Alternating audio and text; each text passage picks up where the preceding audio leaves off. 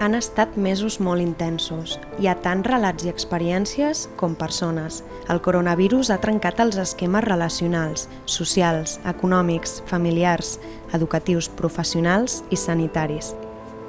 Han mort moltes persones. D'altres han perdut la feina. Estan augmentant les desigualtats i la vulnerabilitat.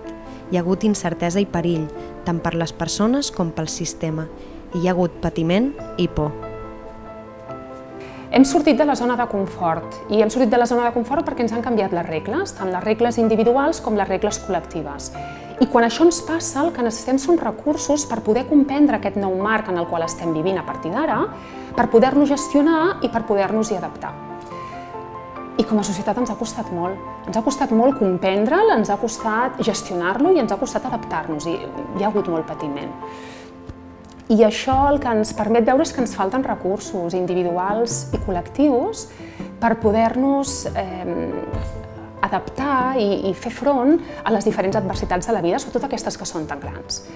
I no em refereixo a recursos tècnics, que potser també ens han mancat, sinó a recursos emocionals, que són aquells que ens donen eines per poder fer front a les adversitats d'una manera segura, d'una manera positiva i d'una manera conscient. Ens pot passar, per exemple, que visquem un impacte, que ens acomiadin, que mori una persona estimada i important per nosaltres, i ara quan ho mirem en perspectiva, som capaces de veure que al principi vam entrar en xoc, però que ens van ser molt útils tots aquells recursos que ens van permetre poder anar-hi convivint amb aquesta vivència. I amb el temps veiem com podem acceptar-ho amb tota normalitat, malgrat que no haguéssim volgut que passés, i al mateix temps n'hem sortit reforçades. I això és la resiliència. I és important ser persones resilients i conviure amb comunitats resilients. La resiliència ens capacita a poder resistir els impactes més durs de la vida, com els dols, i a sortir-ne enfortides com a persones. Vivim desenes d'emocions al dia. Les emocions bàsicament tenen 3 característiques. La primera característica és que apareixen per un esdeveniment, no són casuals. I aquest esdeveniment pot ser algo extern que ens diuen, que ens fan, que observem, o per un esdeveniment intern, que pot ser un pensament, o bé un record del passat, o un somni, o algun objectiu de futur. La segona característica és que les emocions importen perquè ens impacten. I ens impacten en la nostra salut, en les nostres relacions, en el nostre estil comunicatiu amb les altres persones, amb les nostres decisions i amb el nostre rendiment. I la tercera característica és que importen i impacten perquè sempre ens porten a l'acció, sempre ens porten a reaccionar.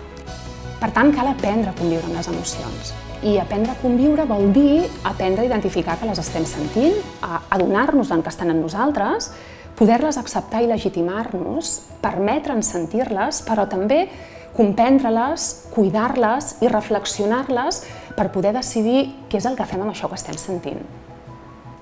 Per tota la importància i impacte que tenen les emocions en la vida de les persones i de les comunitats, necessitem més resiliència emocional, individual i comunitària. Les emocions tenen nom.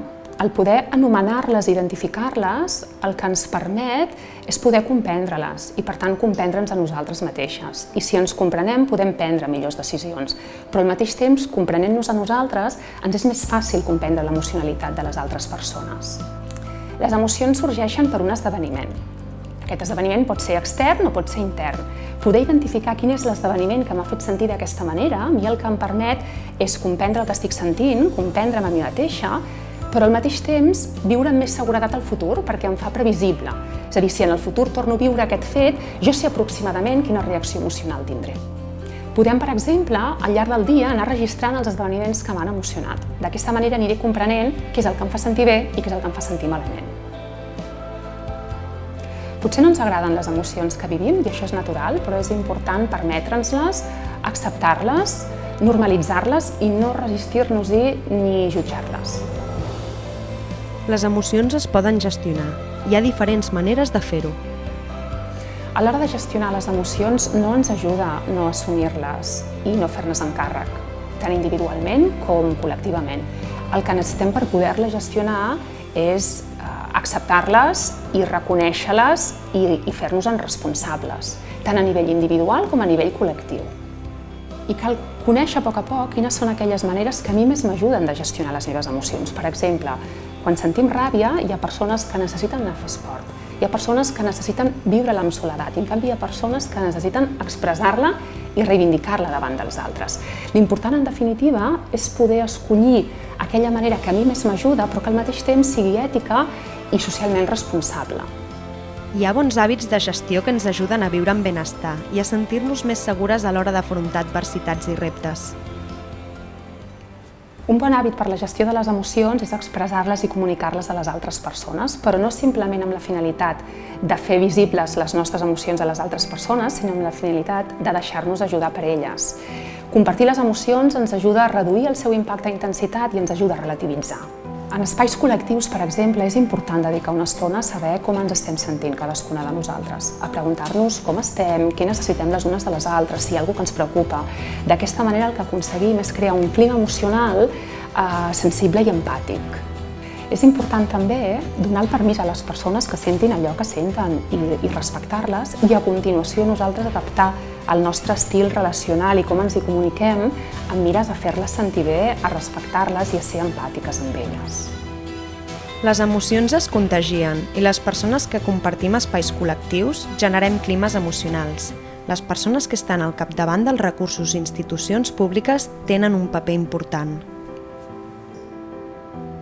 Des dels diferents lideratges, tots, no només els socials, necessitem promoure la cura i el benestar de les persones, el benestar emocional especialment. Necessitem lideratges amb mirades sensibles i empàtiques, necessitem lideratges que acompanyin a les persones a les seves dificultats i a les seves necessitats amb humilitat, amb solidaritat i responsablement, i lideratges que vetllin pel benestar emocional de les persones, dels equips i de la ciutadania.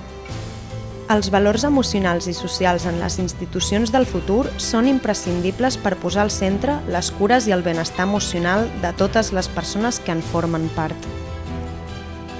Cuidar la nostra comunitat, els nostres equips, és cuidar també la seva interioritat. Totes som corresponsables dels climes emocionals que en generem quan estem juntes.